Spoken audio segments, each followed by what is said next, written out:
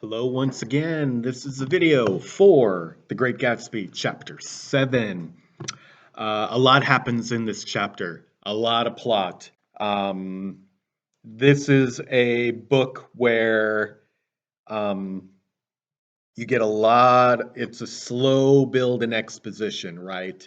Slow build. There's some rising action, but it's mostly rising action for the sake of getting more exposition. And then we get a sharp rise and a quick plummet. We've only got 2 chapters left after this. There can't be that much left. So here we go, chapter 7. I'm going to kind of go chronologically through this chapter because there's a lot going on and nothing really cohesive as in previous chapters to kind of analyze in depth.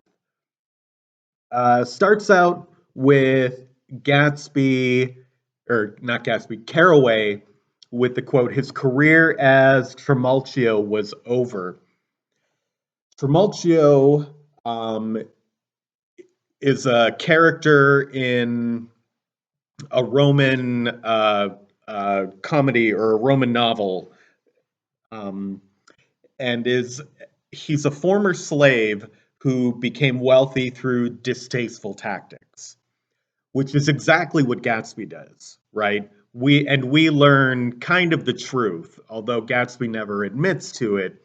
He, by virtue of his silence later on, kind of admits that this is what he's been doing. He is a bootlegger, right? And he's a gambler. He's everything that Wolfsheim is.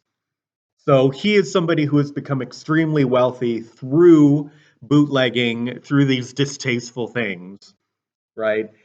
And the name also means, when translated, it means greatest king, which is also kind of symbolic of Gatsby, right? If we think of wealth and influence as being kingly traits, Gatsby is the greatest of them. Uh, his career as Trimalchio was over is also foreshadowing the things that will happen later in the novel. Another thing to think about in this opening section, where Caraway is talking about how the servants have been dismissed and there's these new people, all of Gatsby's extravagance was in order to get Daisy's attention. Now he has Daisy's attention and he has a relationship with her. So, and from last chapter, Gatsby seems convinced that Daisy doesn't like any of it. She didn't have a good time at the party, right? Despite Caraway's insistence that she did, Gatsby is convinced that she didn't. So now that, he has gotten his prize, the extravagance is over. It's kind of like a peacock, if you want to think of it in terms of like extravagance, right? The plumage and the feathers to attract the mate, and then, you don't have to spread your tail feathers anymore to attract the mate anymore. You did it. Don't have to do it anymore. Now it can just be him and her. And towards the end of that section, Caraway also says something was up, and his intuition is completely right, as we find out, right? He doubts himself, though.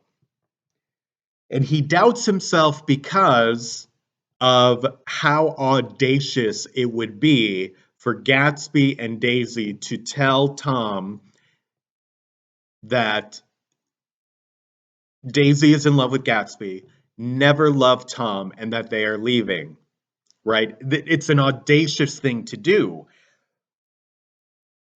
But at the same time, Gatsby, the illusion, right? We'll separate Gatsby from Gats. Gatsby would totally be this audacious. Think of the parties he's thrown. Everything he has done has been extravagant and audacious. He is a bootlegger. That's totally thumbing your nose at law enforcement, right? So, and it seems at this point that when we go to that idea of old versus new, new is one. Romance is one. Everything is going to be great. Gatsby was right. You can repeat the past. He's going to get the girl. They're going to live in wealth, and everything is going to be lovely. But at the break, the very next line, the next day was broiling, almost the last, certainly the warmest of the summer.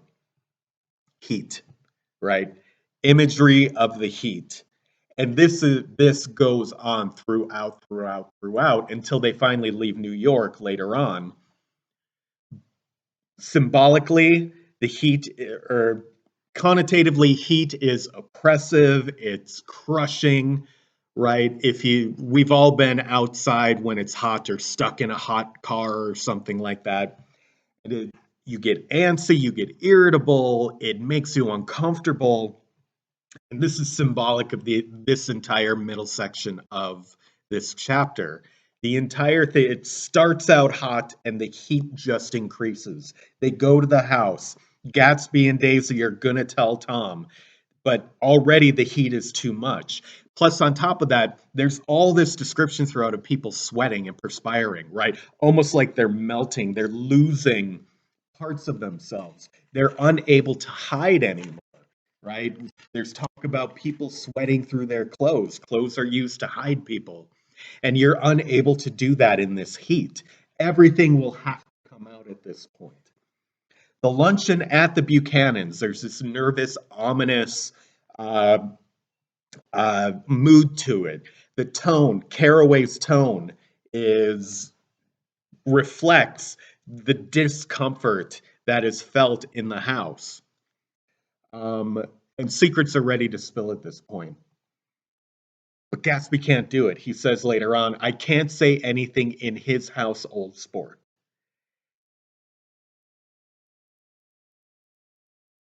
Tom has the power in his house, right?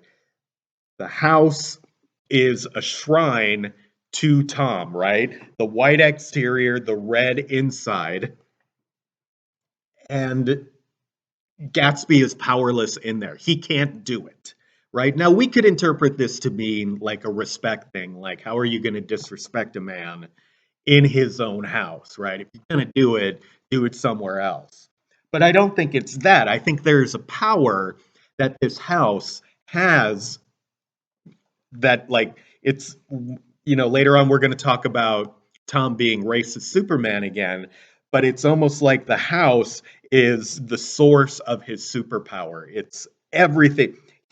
Everything. It's the embodiment of all that old wealth that Tom represents, and he is in it, and Gatsby is powerless against it.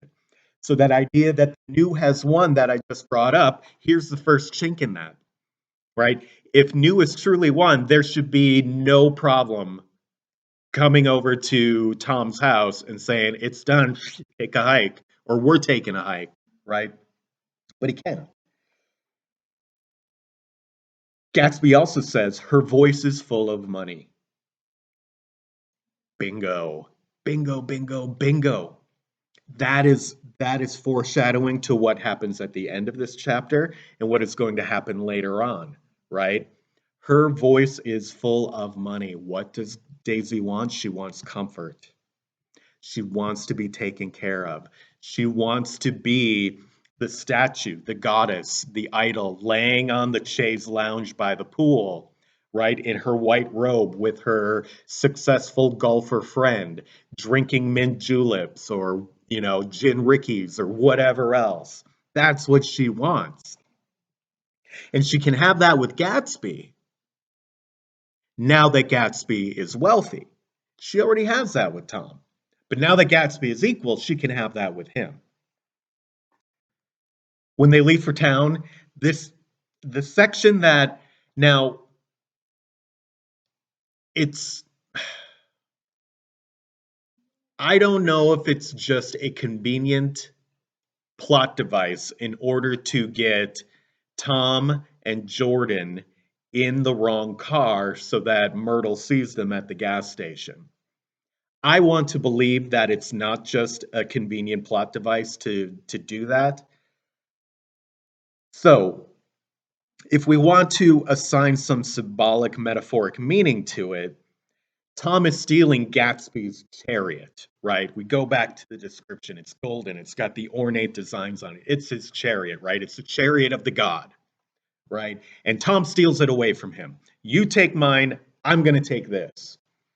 So Tom, fueled by the superpower of this house, is asserting more dominance over Gatsby. Superman is trying to be more powerful than a god at this point.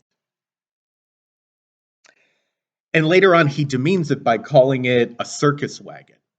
Now, Gatsby, truthfully, the cars don't matter to him. None of the wealth really matters to him. All that matters to him is Daisy. All the wealth is a means to get Daisy.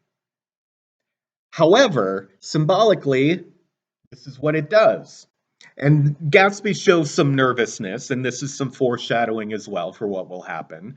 But here it happens anyway. Tom also makes a seemingly innocuous comment about you can get anything at drugstores. Well, this refers back, if you remember, in the previous chapter when Tom is asking Daisy about Gatsby. Daisy says, "Oh, he bought and ran a series of drugstores," right? This also foreshadows Tom's knowledge of Gatsby. He knows that, okay, the drugstore thing is true, but he was also using it to sell illegal contraband. He was selling grain alcohol over the counter there. And who knows what else he was selling at these drugstores, right? Drugstores, forgive the pun there, right? So, he throws this out. There are all these, he's lobbing these quick grenades because he knows now that his wife uh, and Gatsby are having some sort of relationship or affair, right? So he's trying to throw out these mortars to kind of, you know, get his prey out in the open. Gatsby, being, of course, a war veteran, isn't going to fall for it. So we get the scene at Wilson's garage, right? Now again, Wilson looks sick. Outward sickness always reflects inner sickness in literature. And the inner sickness is that Wilson has figured out that his wife has been going around on him, right? And so this jealousy and anger is boiling inside, and it's starting to symbolically, metaphorically, imagery wise, show itself externally. So there's that. Myrtle also like a caged animal up in her little attic there, right? If we could even make allusions to Jane Eyre at that point, right? The crazy woman in the attic who's locked up there, the husband keeping her locked up, both at that point and later on, before she's killed. So here you have that. I would like to point out that the eyes of the doctor are brought up again, and we are meant to contrast that with the watching of Myrtle. Later on, Gatsby is watching over the Buchanan's house. There's a lot of watching, right? Which makes sense since this is the chapter with the most action in it. So there we go. So we get to the hotel suite, and the heat has been cranked up. It's overbearing. Multiple characters comment on it. We're going to have to order an axe to open another room. Tom, the more you talk about it, the worse it is, right? So things are starting to get super hot and terrible, right? We're getting to that climax. And they bring up this thing about Biloxi, this man named Biloxi. And it seems, number one, it's a way to avoid talking about the issue that should be talked about. But it's interesting to note that everybody in that hotel room has a relationship with this Biloxi guy, except for Mr. New Money himself, right? Biloxi came to Daisy and Tom's wedding. He then spent what did it say, like a month over at Jordan's house because he passed out from the heat and he wouldn't leave. Nick knows his cousin, and so all four of our characters have some sort of relationship with this man. The only one who doesn't is Mr. New Money, Mr. God, right? So that again, the old versus the new. The old had all these connections. And even if nobody can agree as to how exactly this connection came to be, it's still a connection that they have that Gatsby does not. So further alienating him from this old, wealthy way of living. There's the thing about Oxford, right? Where Gatsby finally admits, well, I went there, but I only stayed a little bit of time. And here again, Here again, racist Superman comes out where he gets angry. My wife can go around and make love to people. Next thing you know, blacks are going to marry whites. And you're like, ooh, right? But again, this old way of thinking, that doesn't happen. It can't happen. Wives can't go around and have affairs with other men. Perfectly fine for the men too, right? If you think back to slavery times, it was perfectly fine for the plantation owner to rape and sexually assault the black slaves. But, if like the plantation owner's wife went and had herself a little romp with one of the slaves, then no, we can't have that. But perfectly fine for it to be the other way around. So the hypocrisy of this old world, right? And going back to what we were talking about in video 6, or for chapter 6, that's the beauty of Gatsby, right? It's the new. It's a new way of thinking. We want to get rid of those old, outdated, sometimes very racist or sexist things, in our past. We want to get rid of all of that and think of the new, be more progressive. Okay. As they are leaving New York, everything has been revealed now. And Daisy is stuck in the middle, and we'll talk more about Daisy being in the middle at a later time. But Caraway says, I just remembered today's my birthday. Way back in the first chapter, we talked about spells, right? Daisy had a spell, her voice was her spell. And earlier in this chapter, both Gatsby and Caraway, Gatsby figures it out and reveals the trick to Caraway, right? Her voice is money. Oh yeah, bang, breaks that spell. The spell that Gatsby has had over Nick throughout, in bits and fits and starts throughout the novel is finally broken at this point. At the point where they leave New York for this last time, the illusion of Gatsby is dead. For Nick, at least. And so by saying today's my birthday, and especially poignant is that it's his 30th birthday, and he talks about this decade of loneliness ahead of him, right? He now has to, time is now continued again. We think back to chapter 4, all that imagery of the clocks and time being stopped and all of that, right? Gatsby wanting to stop time, not only stop time, but go back into the past. It's all broken for Caraway. Caraway has broken himself of this spell, and now he sees the inevitability of the future coming, right? The death, the inevitability of death. And he talks about that they were driving towards death right before we get the actual death in the novel, right? So they go back to New York. Myrtle is killed by Daisy, probably accidentally. According to Gatsby, it was accidental, but Nick comments that Tom may not see it that way. Anyway, Daisy kills Myrtle, right? We talked about her big personality. She was kind of wrapped up, right? All of her outfits way back in chapter, was that 2? 1 or 2? 1, I think. I don't remember. Her outfits were tight, like she was bursting out. There was the part where her breast is hanging out, like her heart had exploded, all her passion had gone, and she just kind of explodes all over the place, right? So there's that symbolically. The end of the chapter. I walked away and left him standing there in the moonlight, watching over nothing. So many different people observing. And this is the saddest one, right? If we think of the billboard with the doctor as the eyes of God, right? Watching, making sure that people stay where they're supposed to be. You don't leave or you don't come in, right? The eyes of Myrtle, jealously looking down, gazing, seeing Tom with Jordan and mistaking her for Daisy.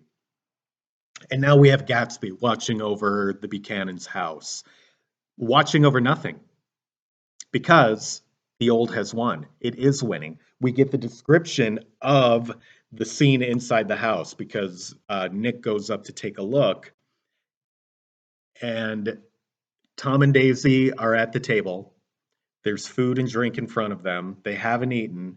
Daisy is there. Tom is talking and he's got his hand over her. And he talks about the intimacy, the comfortable intimacy between the two of them. If this were going to end up in Gatsby's favor, there would be some hostility in that room, right? Either from Daisy or from Tom or from both. There would be yelling, there'd be screaming, there wouldn't be food out, right? That's a communal event that brings people together. There wouldn't be food out. Things are back to normal for the Buchanans, essentially. And so Gatsby is out there waiting, just hoping and praying. He's eternal hope, right? He is hoping that there's a blow up and either Tom gets in the car and leaves so he can swoop in and be the hero, or Daisy runs out and he can swoop up and be the hero. But it's not going to happen. He is watching over nothing. Symbolic that it's in the moonlight because this is the end of the light. This is the end of his journey. All right, that's chapter 7. Chapter 8 next time. Thank you so much for watching. I appreciate all the new subscribers and the people who have joined and who continue to watch me. I hope these are helpful to you. If you ever have questions, if you ever have anything you want me to analyze, I'd be more than happy to. You can send me a message, you can make comments. And thanks, everybody. Bye.